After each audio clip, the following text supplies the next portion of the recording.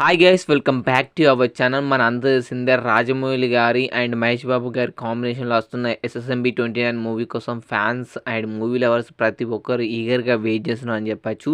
ఈ మూవీకి సంబంధించి నవంబర్లో ఒక అప్డేట్ అయితే రాబోతుంది. ఈ మూవీ యొక్క టైటిల్ అండ్ ఫస్ట్ లుక్ అయితే రివీల్ చేయబోతున్నాడు జేమ్స్ కెమెరాన్. అండ్ సోషల్ మీడియాలో అయితే ఒక న్యూస్ అయితే చాలా వైరల్ అవుతుందని చెప్పచ్చు. ఏంటంటే మహేష్ బాబు గారితో ఎస్ఎస్ఎంబి 29 మూవీ అయిపోయిన తర్వాత రాజమౌళి గారు వచ్చేసి అల్లు అర్జున్ గారితో మూవీ ప్లాన్ చేస్తున్నారు. ఆయనతోటి స్టోరీ నరేట్ చేసి మూవీ తీద్దామని ప్లాన్ చేస్తున్నారని అయితే సోషల్ మీడియాలో చాలా పోస్టులు రీల్స్ అయితే వైరల్ అవుతున్నాయని చెప్పచ్చు.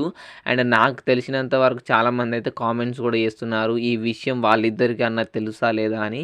అండ్ నాకు తెలిసినంత వరకు ఇది జస్ట్ రూమర్ అని అనుకుంటున్నాం భయ్య. చాలామంది స్టార్ హీరోలతో అయితే వర్క్ చేశారు రాజమౌళి గారు.